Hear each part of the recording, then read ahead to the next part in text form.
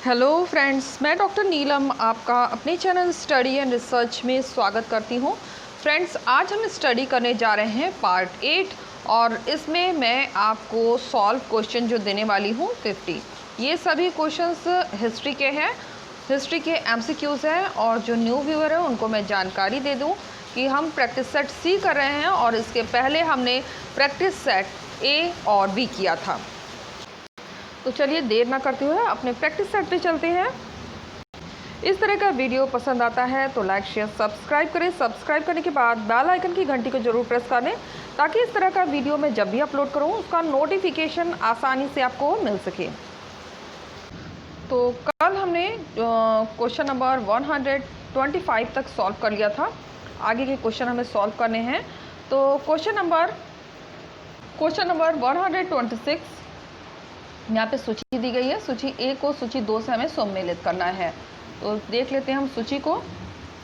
तो उसमें जो हमारा उत्तर बन रहा है वो हो जाएगा सोट का को ये कर देंगे बलूचिस्तान से। हड़प्पा हो जाएगा पंजाब में। सुत का जेंडोर को हम करेंगे बलूचिस्तान से। और अली मुराद ये हो जाएगा पाकिस्तान से। तो इस तरह से सम्मिलित कर लीजिए और आगे का क्वेश्चन देखते हैं। क्वेश्चन नंबर 127 और ये भी स्थल का नाम दिया है और जिले दिए गए हैं और इन्हें हमें आपस में सम्मिलित करना है। तो चलिए सम्मिलित करते हैं। सबसे पहले आ जा रहा है हड़प्पा, मांटगोमरी, फिर मोहनजोदाड़ो आ जाता है लरकाना ज़िले में, रंगपुर अहमदाबाद गुजरात में और कालीबंगा घग्गर नगर राजस्थान में। तो हमारा इस तरह से मैच हो जाएगा। नेक्स्ट क्वेश्चन है क्वेश्चन नंबर 128 और यहाँ पे स्थल और जिले दिए गए हैं। फिर से इन्हें स्थल और जिलों को आपस में सम्मिलित करना है। तो अलीपुर को हम कर देंगे मेरठ में है। इसके बाद सुरकोटरा ये कर देंगे कच्छ में। फिर लोथल को हम करेंगे अहमदाबाद गुजरात। मीताथल भिवानी। नेक्स्ट क्वेश्चन है, निर्देश दे रहा है निम्नलिखित 2 वक्तव्य दिए गए हैं।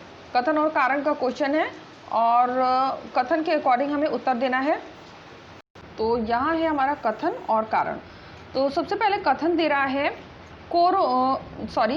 मंडोडोली नामक टीले के उत्खनन में हड़प्पा काल की कुछ वस्तुओं के अवशेष प्राप्त हुए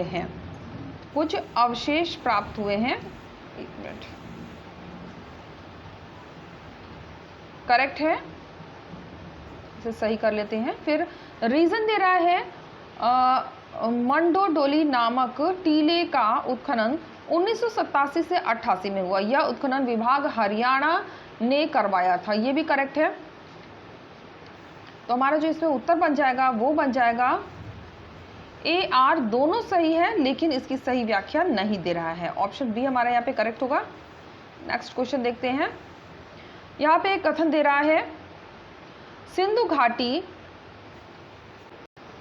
सिंधु घाटी की सभ्यता को पुरावेत्ताओं ने हड़प्पा संस्कृति के नाम से इंगित किया। बिल्कुल सही है। पहले इसे हड़प्पा संस्कृति के नाम से ही कहा गया था। फिर रीजन दे रहा है उत्खनन कार्य में केवल हड़प्पा में ही सिंधु घाटी सभ्यता के अवशेष मिले। ये गलत हो रहा है। तो हमारा उत्तर जो बन जा रहा है वो देख लेते हैं ऊपर। ए सत्य है लेकिन आर असत्य है। नेक्स्ट क्वेश्चन है, हड़प्पा सिंधु सभ्यता का प्रमुख स्थल है जिसका निरीक्षण 1921 ईस्वी में दयाराम साहनी ने किया। उन्हीं के नेतृत्व में यहाँ पर उत्खनन हुआ था। करेक्ट है, इसको हम करेक्ट कर लेते हैं। फिर रीजन दे रहा है उत्खनन कार्य अनवरत रूप से 10 वर्षों तक चलता रहा और 1931 में आर्थिक अभाव के कारण उत्खनन कार्य को स्थगित कर दिया गया। ये भी करेक्ट है और सही रीज़न भी दे रहा है क्यों रुक गया था। तो हमारा जो उत्तर बनेगा इसमें, ये देख लेते हैं इसमें, ऑप्शन ए हमारा करेक्ट होगा। ए आर दोनों सही है, उसकी सही व्याख्या दे रहा है। क्वेश्चन नंबर 132, मोहनजोदाड़ो पाकिस्तान के लरकाना जिले में दाशक नदी पर स्थित है। ये गलत हो रहा है और रीज़न देख लेते हैं। मोहनजोदाड़ो की सर्वप्रथम खोज राखलदास बनर्जी ने 1922 में की। ये बिल्कुल सही है। 21 में हड़प्पा की खोज हुई थी दयाराम साहनी के द्वारा और 22 में राखलदास बनर्जी के द्वारा मोहनजोदाड़ो। तो हमारा उत्तर इसमें जो बन जाएगा वो हो जाएगा ऑप्शन डी। ए सत्य है किंतु ए असत्य है लेकिन आर सत्य है। नेक्स्ट क्वेश्चन पे आ जाते हैं। क्वेश्चन नंबर 133, कथन कहता है मोहनजोदाड़ो का आकार लगभग 1 वर्ग मील था जो कि पश्चिम और पूर्वी 2 खंडों में विभाजित था। बिल्कुल सही है, पश्चिम और पूर्व भाग में विभाजित था। कारण दे रहा है पश्चिमी खंड पूर्वी खंड की तुलना में छोटा है। इस खंड में अनेक सार्वजनिक भवन स्थित हैं। ये भी करेक्ट है, तो हमारा उत्तर बन जाएगा ऑप्शन ए। मतलब ए आर दोनों सही है, उसकी सही व्याख्या दे रहा है। नेक्स्ट क्वेश्चन पे आ जाते हैं। क्वेश्चन नंबर 134, कथन कहता है रोपण सिंध सभ्यता का प्रमुख स्थल है जो भारत के पंजाब राज्य में स्थित है। करेक्ट है। फिर रीजन दे रहा है रोपण का उत्खनन 1963 ईस्वी में यज्ञदत्त शर्मा ने कराया था। यहाँ ये गलत हो रहा है, तो हमारा जो उत्तर बन जाएगा ए सही है लेकिन आर गलत है। नेक्स्ट क्वेश्चन है क्वेश्चन नंबर 135, कालीबंगा सिंधु घाटी की सभ्यता का प्रमुख स्थल है। यहाँ गलियां और सड़कों का एक निश्चित अनुपात में हुआ था, यानी कि गलियों का निर्माण और सड़कों का निर्माण एक निश्चित अनुपात में हुआ था। बिल्कुल सही है। और रीज़न दे रहा है कालीबंगा की गलियां 1.8 मीटर चौड़ी और सड़कें 3, 6, 5, 4 व 7.2 मीटर चौड़ी थी। ये भी करेक्ट है, तो हमारा उत्तर बन जाएगा ए आर दोनों सही है, उसकी सही व्याख्या भी दे रहा है। नेक्स्ट क्वेश्चन लेते हैं क्वेश्चन नंबर 136, कथन कहता है सिंधु सभ्यता के क्षेत्रफल, जो सिंधु घाटी का सभ्यता का क्षेत्रफल है वो 12,99,600 वर्ग किलोमीटर है। तो ए हमारा बिल्कुल सही है। और कारण दे रहा है सिंधु सभ्यता का क्षेत्र वर्गाकार था। ये बिल्कुल गलत है, तो हमारा जो उत्तर बन जाएगा ए सही है लेकिन आर गलत है। नेक्स्ट क्वेश्चन, काफ़ी कथन कारण के क्वेश्चन आ गए हैं इसमें। कथन कहता है हड़प्पा वासियों के मेसोपोटामिया के साथ व्यापारिक संबंध थे। बिल्कुल सही है। फिर कारण दे रहा है हड़प्पा सभ्यता के संस्थापक मेसोपोटामिया के निवासी थे। ये गलत हो रहा है, तो हमारा उत्तर बन जाएगा ए सही है लेकिन आर गलत है। उत्खनन में हड़प्पा से अनेक मोहरें प्राप्त हुई हैं। सही है, मोहरें यहाँ से प्राप्त हुई है। फिर रीजन दे रहा है हड़प्पा से प्राप्त मोहरों पर एक श्रृंगी पशु का अंकन सर्वाधिक मिलता है। ये भी करेक्ट है, तो हम देख सकते हैं दोनों ही कथन हमारे सही हैं लेकिन इसकी व्याख्या नहीं दे रहा है, तो हमारा जो इसमें उत्तर हो जाएगा वो हो जाएगा ऑप्शन बी। ए आर दोनों सही है, उसकी व्याख्या नहीं दे रहा है। क्वेश्चन नंबर 39, सिंधु सभ्यता के प्रमुख स्थल एवं उत्खनन वर्ष को सुमेलित करिए, यानी कब उत्खनित हुआ कौन सा स्थल। तो सबसे पहले जो उत्खनन हुआ है सभी को पता होगा, हड़प्पा का 1921 में, मोहनजोदाड़ो का 1922 में, फिर सुक्का जेंडोर का हो गया यहाँ पर नंबर 4 1927 में, चनहुदड़ो 1931 में। तो इस तरह से सुमेलित कर लीजिए। फिर से एक बार देख लेते हैं, हड़प्पा सभ्यता 1921, मोहनजोदाड़ो 1922, सुक्का जेंडोर 1927 और चनहुदड़ो 1931 में। नेक्स्ट क्वेश्चन है क्वेश्चन नंबर 140, निम्नलिखित स्थानों को उत्खनन वर्ष में सुमेलित करिए। तो यहाँ पर 2 पेजेस में हो गया है। स्थान दे रहा है रंगपुर 1934 में। इसका उत्खनन वर्ष 1900, यहाँ पे राइट करने में मुझे नहीं बन रहा है, 1934 में हुआ रंगपुर का। इसके बाद नेक्स्ट देख लेते हैं, और रोपड़ हो जाएगा 1953 से, कोट दीजी 1955 से, और लोथल का ये हो जाएगा 1957 में। क्वेश्चन नंबर 41, तो यहाँ पे भी स्थल दिए गए हैं और उत्खनन वर्ष की बात की गई है, तो यहाँ पे भी मैचिंग कर लेते हैं। कोट दीजी 1955, रोपड़ 1953, बनवाली 1973, धौलावीरा 1990 से 91। यहाँ एक क्वेश्चन आ गया है, काल दिया हुआ है कि सिंधु सभ्यता का जो सिंधु सभ्यता रही है वो किस काल में रही है। तो अलग अलग विद्वानों ने अलग अलग नाम दिए हैं, तो चलिए इसे हम सॉल्व कर लेते हैं।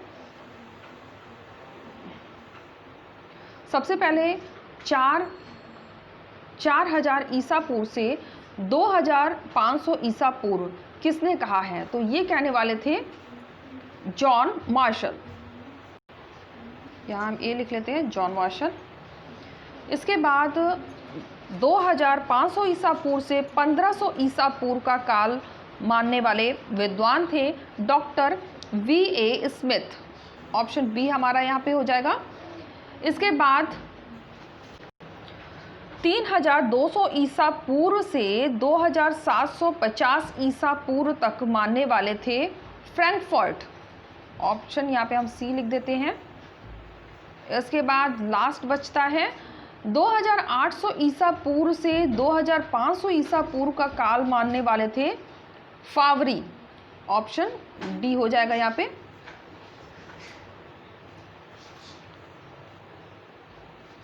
और यहाँ पे फिर से एक सुमेलित करने का क्वेश्चन दिख रहा है, तो यहाँ पे ये सुमेलित करने का क्वेश्चन दिख रहा है। इसमें हड़प्पा कालीन सामुद्रिक यात्राओं का ज्ञान प्राप्त हुआ, तो ये प्राप्त हुआ था लोथल से। इसको हम यहाँ पर ए को हम यहाँ पे लोथल कर देते हैं, ए लिख देते हैं। फिर बी कहता है सिंधु घाटी में एक सार्वजनिक स्थान प्राप्त हुआ, तो ये हो जाएगा नंबर 1 विशाल स्नानागार, यहाँ हम बी कर देते हैं। फिर सिंधु घाटी की सभ्यता एक पूर्ण विकसित नगरीय सभ्यता थी, इसे हम सी कर देते हैं, यहाँ से कनेक्ट होगा। और सिंधु घाटी के लोगों को ज्ञात नहीं था, तो लोहे का इन्हें ज्ञान बिल्कुल भी नहीं था, तो यहाँ हम डी कर देते हैं। तो इस तरह से मैचिंग कर लीजिए। फिर से एक बार देख लेते हैं। हड़प्पाकालीन सामुद्रिक यात्राओं का ज्ञान प्राप्त तो होता है कहाँ से, तो लोथल से। सिंधु घाटी में एक सार्वजनिक स्थान विशाल स्नानागार की प्राप्ति हुई है। फिर सिंधु घाटी की सभ्यता एक पूर्ण एवं विकसित नगरीय सभ्यता थी, सिंधु घाटी के लोगों को ज्ञान नहीं था, तो लोहे का उन्हें ज्ञान नहीं था। तो फ्रेंड्स आप लोगों की ये रहे कमेंट, पवन कुमार, फिर इसके बाद प्रिया बोध और मोहन शर्मा जी का आया हुआ है कमेंट, और इन्होंने आप सभी ने कमेंट करके उत्तर देने की कोशिश की है, और जिसमें बहुत सारे आपके आंसर्स बिल्कुल सही हैं। तो अभी हम करेक्ट ऑप्शन देख लेते हैं। Thanks for comment. तो सबसे पहला क्वेश्चन हमने कल सॉल्व करने के लिए आपको दिया था। सबसे पहला आ जा रहा है, वह मौर्य शासक जिसने यूनान से अपनी राज्यसभा के लिए एक दार्शनिक की मांग की थी, तो किसने कौन सा मौर्य शासक था, तो ये था बिंदुसार। ऑप्शन बी हमारा करेक्ट होगा, और जहाँ तक सभी ने जो आंसर दिया है ये सभी के करेक्ट हैं। नेक्स्ट क्वेश्चन है, निम्नलिखित में से कौन सा स्थल की पहचान मौर्य के एक प्रशासनिक केंद्र समापा से की जा सकती है, तो समापा से जो की जा सकती है वो हो जाएगा उज्जैन। ऑप्शन डी हमारा यहाँ पे करेक्ट होगा। महावंश के अनुसार तृतीय बौद्ध संगति के पश्चात हिमालय क्षेत्र में कौन गया था, तो हिमालय क्षेत्र में जो गया था वो था मध्यम। ऑप्शन ए हमारा करेक्ट हो जाएगा। नेक्स्ट क्वेश्चन पे आ जाते हैं। पाटलिपुत्र के अशोकाराम विहार में आयोजित तृतीय बौद्ध संगति की अध्यक्षता किसने की? तो इसकी अध्यक्षता करने वाले थे मोगली पुत्तस्य। ऑप्शन सी हमारा यहाँ पे करेक्ट हो जाएगा। क्वेश्चन नंबर 5, नीचे दो वक्तव्य दिए गए हैं, एक को कथन कहा गया है, दूसरे को कारण कहा गया है। तो कथन कहता है मौर्य साम्राज्य का पतन अशोक के बाद प्रारंभ हो गया। कारण दे रहा है अशोक ने धम्म विजय की नीति का अनुसरण किया और अपनी सेना विघटित कर दी। तो सेना को विघटित कर दिया। तो इसमें जो हमारा ऑप्शन बनेगा ए तो सही कह रहा है, लेकिन आर हमारा गलत हो रहा है। तो हमारा ऑप्शन इसमें बन जाएगा ए सही है, ए सही है, आर गलत है। ऑप्शन सी हमारा यहाँ पे करेक्ट हो जाएगा। नेक्स्ट क्वेश्चन, क्वेश्चन नंबर 6, निम्नलिखित अभिलेखों में से किसमें चंद्रगुप्त मौर्य एवं अशोक दोनों के नामों का उल्लेख मिलता है? तो दोनों के नामों का जो उल्लेख मिलता है वो मिलता है रुद्रदामन का जूनागढ़ अभिलेख। ऑप्शन ए हमारा यहाँ पे करेक्ट होगा। नेक्स्ट क्वेश्चन है, श्रीलंका में बौद्ध धर्म का प्रचार करने वाले महेंद्र ने किससे बौद्ध ग्रंथ का अध्ययन किया था? किससे बौद्ध ग्रंथ का अध्ययन किया था? तो ये अध्ययन किया था मोगली पुत्तस्य। ऑप्शन बी हमारा यहाँ पे करेक्ट हो जाएगा। पत्थर को चमकाने की कला ऐसी पूर्णता तक पहुंच गई थी कि इसके लिए आधुनिक क्षमता पर परे लुप्त कला हो जाने की बात कही जाती है। स्मिथ ने यह टिप्पणी किसकी कला के विषय में की थी? स्मिथ के द्वारा यह टिप्पणी की गई है, तो किस कला के विषय में की गई है? तो ये की गई थी मौर्य काल। ऑप्शन ए हमारा यहाँ पे करेक्ट हो जाएगा। क्वेश्चन नंबर 9, जेम्स प्रिंसप द्वारा अशोक के अभिलेखों का अर्थ निकालने के सूत्र द्विभाषीय प्रलेखों से मिले जो संबद्ध थे, वो किससे संबद्ध थे? तो ये संबद्ध थे ब्राह्मी और ग्रीक से।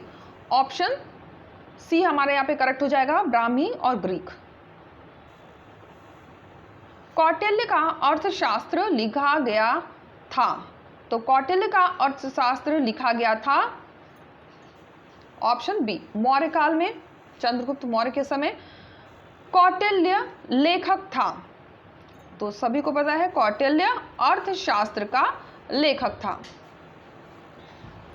निम्नलिखित में से किसने कौटिल्य के अर्थशास्त्र की पांडुलिपि को सर्वप्रथम खोजा तथा उसका अध्ययन किया? तो सर्वप्रथम खोज की थी और अध्ययन किया था R Shyam Shastri. Option C हमारे यहाँ पे करेक्ट हो जाएगा। क्वेश्चन नंबर 13, यहाँ पे आपस में सुमेलित करने का प्रश्न है, तो चलिए सुमेलित करते हैं। एक मिनट। तो सबसे पहले चंद्रगुप्त मौर्य, जिसे कि सैंड्रोकोटस भी इसका उपनाम हमें कहीं कहीं मिलता है। फिर बिंदुसार अमित्र घात के नाम भी से भी प्रसिद्ध है। अशोक को प्रियदर्शी भी किसी किसी लेख में कहा गया है। फिर चाणक्य को विष्णुगुप्त भी कहा गया है। तो फिर से देख लेते हैं, चंद्रगुप्त मौर्य, सैंड्रोकोटस, बिंदुसार, अमित्र घात और अशोक प्रियदर्शी, चाणक्य, विष्णुगुप्त। तो हमारे इसमें ऑप्शन जो करेक्ट होगा वो हो जाएगा ऑप्शन सी। तो इसे सॉल्व कर लेते हैं। तो इसमें दे रहा है उत्तरी अंचल हो जाएगा तक्षशिला, आवंती, उज्जैन, दक्षिण पंत करेंगे स्वर्णगिरी और कलिंग तोशाली से। प्राचीन भारतीय राजनय में राज्य के कितने अंगों का उल्लेख हुआ है?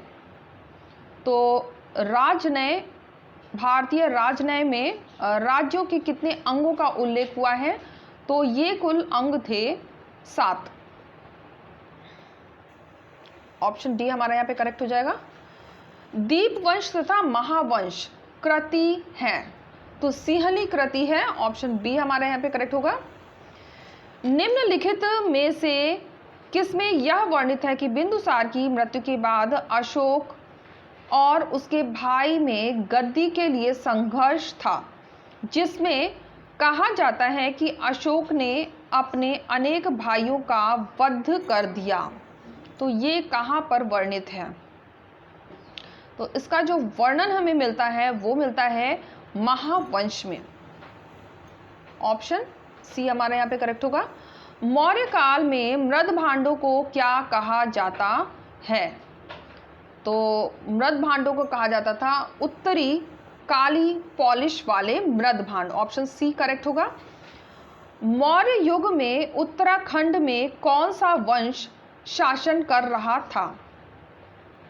तो कौन सा वंश शासन कर रहा था? तो ये कर रहा था कुणिद, ऑप्शन ए करेक्ट होगा। मौर्य काल में शिक्षा का सर्वाधिक प्रसिद्ध केंद्र कौन सा था? तो ये प्रसिद्ध केंद्र था तक्षशिला। बिंदुसार के शासनकाल में तक्षशिला में हुए विद्रोह के समय अशोक किस प्रदेश का राज्यपाल था? तो वह प्रदेश कौन सा था? तो वो प्रदेश था आवंती, ऑप्शन डी हमारा यहाँ पे करेक्ट होगा। निम्नलिखित में से कार्य कला का सबसे अच्छा नमूना कौन है? कला का सबसे अच्छा नमूना, तो इसमें जो कला का सबसे अच्छा नमूना जो माना जाता है वो हो जाएगा स्तंभ। थोड़ा ये डाउटफुल है, मैं इसके बारे में कंफर्म नहीं हूँ, जहाँ तक है ए होना चाहिए। नेक्स्ट क्वेश्चन है क्वेश्चन नंबर 23। मौर्यकालीन समाज के विषय में कौन सा तथ्य सही है? तो जो तथ्य सही हो रहा है वो हो जाएगा वर्ग विहीन सामाजिक व्यवस्था, ऑप्शन सी हमारा यहाँ पे करेक्ट हो जाएगा। नेक्स्ट क्वेश्चन पे आते हैं। निम्न में से कौन से मौर्य काल की भौतिक संस्कृति के आधार थे? तो भौतिक संस्कृति के जो आधार थे उनको हमें चूज करना है। तो इसमें जो दिया हुआ है वो सभी के सभी हो जाएंगे, ऑप्शन डी हमारा यहाँ पे करेक्ट होगा। लोहे का अत्यधिक प्रयोग होता था,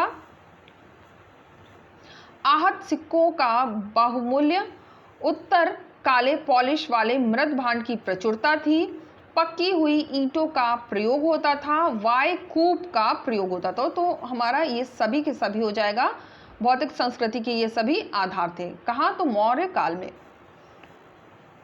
अभी यहाँ से मैं आपको क्वेश्चन दूंगी सॉल्व करने के लिए, और परसों हम जो नेट का पेपर है उसको सॉल्व करना शुरू करेंगे विथ रेफरेंस अब की सॉल्व करेंगे। अब जो सॉल्व करने का हमारा तरीका रहेगा, हर एक जो क्वेश्चन आंसर रहेगा उसको हम रेफरेंस के साथ सॉल्व करेंगे, लेकिन वो हम करेंगे परसों।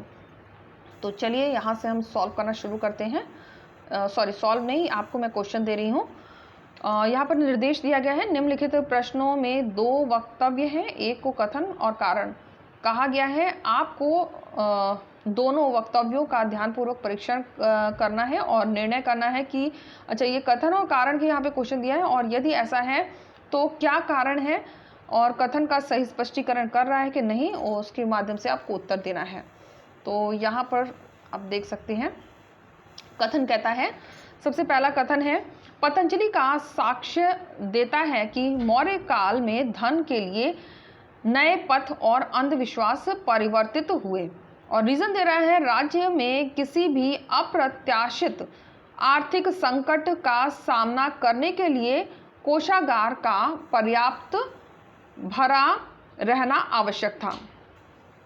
तो यहाँ पर क्वेश्चन नंबर 26 का आपको ऑप्शन दिया हुआ है, इसमें से आपको चूज करना है। इसके बाद क्वेश्चन नंबर 27 पे आ जाते हैं। यहाँ पर प्रदेश के नाम दिए गए हैं, उनकी राजधानियाँ दी गई हैं और उन्हें आपस में हमें सुमेलित करना है।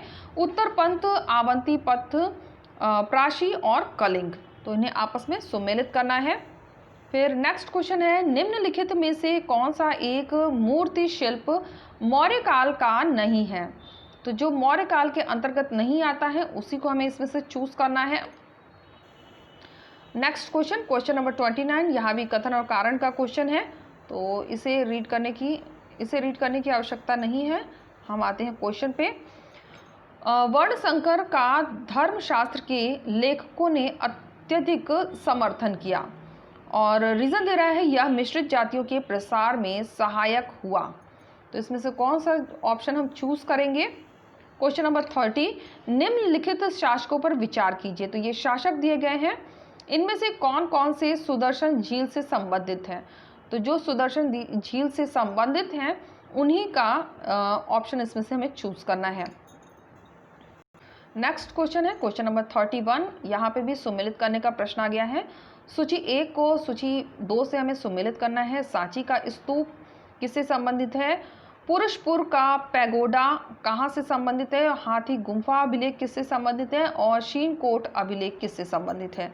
तो सामने ऑप्शंस दिए गए हैं, इनमें से आपको चूज करके कनेक्ट करना है। फिर नेक्स्ट क्वेश्चन है, अगर आपको बहुत फास्ट लग रहा हो तो आप वीडियो पॉज करके इसके ऑप्शंस देख सकते हैं। तो यहाँ पे फिर से कथन और कारण का क्वेश्चन आ गया है। कथन कहता है चंद्रगुप्त ने यूनानी क्षत्रपों के विरुद्ध विद्रोह भड़काया और रीजन दे रहा है चंद्रगुप्त ने सिकंदर का खेमा देखा था। तो इसमें से कौन सा ऑप्शन हमारे लिए करेक्ट होगा? फिर क्वेश्चन नंबर 33, गद्यांश, जहाँ यवन राजा जिसका नाम अंतियोग है शासन करता है और अतियोग के राज्य के परे 4 राजाएं तूल, माय, औतकीय, मक और अतिक्योशुदन का क्षेत्र है, लिया गया है। तो लिया गया है, तो इसमें से कौन सा होगा? कहाँ से लिया गया है? इसमें से ऑप्शन में से आपको चूज करना है। निम्नलिखित पर विचार कीजिए। तो यहाँ पे दिया हुआ है और इस पर विचार करना है, लेकिन क्या विचार करना है? इनमें से किनके संबंध में अर्थशास्त्र तथा अशोक का अभिलेख पूर्णतः साम्यता रखता है? तो यहाँ देख सकते हैं फिर से क्वेश्चन नंबर 35 पे कथन और कारण का क्वेश्चन आ गया है। तो कथन को हम पढ़ लेते हैं। अशोक के अभिलेख उसके साम्राज्य में हर ओर अवस्थित पाए गए हैं, परंतु इस सम्राट का कोई भी अभिलेख देश के उत्तर पूर्वी भाग में नहीं मिला है। रीजन दे रहा है ऐसा इसलिए क्योंकि देश का यह भाग उसके साम्राज्य का अंग नहीं था। तो क्या सही है? आपको इसमें उत्तर देना है। क्वेश्चन नंबर 36 देख लेते हैं। ये भी कथन और कारण का क्वेश्चन आ गया है। अपने धम्म निर्देशों को आम जनता तक प्रचारित करने की इच्छा से अशोक ने साम्राज्य के उत्तर पश्चिम भाग में पाई जाने वाली राजज्ञाओं में प्राकृत के साथ साथ यवन तथा आर्मेइक का भी उपयोग किया। कारण दे रहा है यवन तथा आर्मेइक भाषाएं लोग उत्तर पश्चिम की आबादी का एक भाग थे। क्वेश्चन नंबर 37, ये भी कथन कारण का क्वेश्चन है। मेगास्थनीज का कथन था कि उसके भ्रमण के समय भारत में दास प्रथा नहीं थी। कारण दे रहा है मेगास्थनीज दासों व उनके स्वामियों में विभेद कर पाने में असमर्थ था, क्योंकि दासों के प्रति उसके स्वामियों का दयालुतापूर्ण व्यवहार था। क्वेश्चन नंबर 38, ये भी कथन और कारण का क्वेश्चन आ गया है। अशोक की कलिंग विजय का उल्लेख करने वाला प्रमुख शिलालेख धौली में स्थित नहीं है। कारण दे रहा है अशोक कालीन निवासियों को अपनी विजय की स्मृति नहीं दिलाना चाहता था। क्वेश्चन नंबर 39, निम्न में से कौन सा एक लक्षण यवन लेखकों के अनुसार मौर्य राजत्व का लक्षण नहीं था? ध्यान रखिएगा, नहीं था की बात कर रहा है, तो इसमें से ऑप्शंस आपको चूज करने हैं। क्वेश्चन नंबर 40, निम्न में से कौन सा एक शासक अमित्र घात शत्रु का नाश करने वाला के नाम से जाना जाता था? तो इसमें से कौन सा ऑप्शन होगा? क्वेश्चन नंबर 41, निम्नलिखित में से किस एक में चाणक्य की उस योजना का विवरण है जिसके अनुसार उसने अंतिम नंद शासकों के एक मंत्री के षड्यंत्र को विफल कर चंद्रगुप्त मौर्य के राज सिंहासन पर आसीन करवाया था? नेक्स्ट क्वेश्चन देखते हैं, निम्नलिखित में से किस राजा ने सौराष्ट्र अंचल से जल संसाधन व्यवस्था पर पर्याप्त ध्यान दिया था? तो जल संसाधन व्यवस्था पर किसने ध्यान दिया था? तो इसमें से चूज करना है आपको। क्वेश्चन नंबर 43, निम्नलिखित में से किसने यूनानी लेखक के सैंड्रोकोटस का समीकरण सैंड्रोकोटस का समीकरण चंद्रगुप्त मौर्य ने किया? तो इसमें कौन सा होगा? क्वेश्चन नंबर 44, वह यूनानी शासक जिसको चंद्रगुप्त मौर्य ने पराजित किया था तथा कहां से शासन कर रहा था? फिर क्वेश्चन नंबर 45, श्रवण बेलगोला स्थित है, तो ये कहां पर स्थित है? बहुत ही इजी क्वेश्चन है। क्वेश्चन नंबर 46, वह भिक्षु कौन था जिसके साथ चंद्रगुप्त मौर्य दक्षिण भारत गया था? ये रिपीट भी हो रहा है, हम पहले भी इसे सॉल्व कर चुके हैं। चंद्रगुप्त मौर्य के समय सौराष्ट्र का राज्यपाल कौन था? क्वेश्चन नंबर 48, निम्नलिखित में से किस अभिलेख में चंद्रगुप्त मौर्य के सौराष्ट्र विजय की पुष्टि होती है? सौराष्ट्र विजय की किस में पुष्टि होती है, ये बताना है। इसके बाद आ जाता है क्वेश्चन नंबर 49, चंद्रगुप्त मौर्य की एक यूनानी पत्नी थी, इसकी सूचना हमें कहां से मिलती है? और ये हमारा लास्ट क्वेश्चन है, निम्नलिखित में से किस स्रोत या स्रोतों से विदित होता है कि कलिंग में अशोक ने घमासान युद्ध किया? तो यहाँ पे दिया हुआ है अशोक का पृथक कलिंग शिलालेख, अशोक का 13वां शिलालेख, दीपवंश, दिव्यावदान। तो इसमें से हमें चूज करना है कि किससे हमें पता चलता है घमासान युद्ध का। तो फ्रेंड्स, हम आ गए हैं अपनी प्लेलिस्ट में। यहाँ आप देख सकते हैं, यहाँ पर बहुत सारे वीडियो हैं। अगर आप NTA UGC नेट की प्रिपरेशन कर रहे हैं तो उससे संबंधित आपको बहुत सारे वीडियो मिल जाएंगे। इसके अलावा PGT, TGT, CTAT के भी पेपर मैंने अपलोड किए हैं और हिस्ट्री के प्रैक्टिस सेट आपको A, B और C सीरीज़ में मिल जाएंगे। तो उम्मीद है आपको वीडियो पसंद आएगा। वीडियो पसंद आता है तो लाइक, शेयर, सब्सक्राइब करें। सब्सक्राइब करने के बाद बेल आइकन की घंटी को जरूर प्रेस कर लें ताकि इस तरह का वीडियो मैं जब भी अपलोड करूँ उसका नोटिफिकेशन आसानी से आपको मिल सके। और आपके कमेंट्स करने के लिए बहुत बहुत धन्यवाद। Okay friends, take care and bye bye.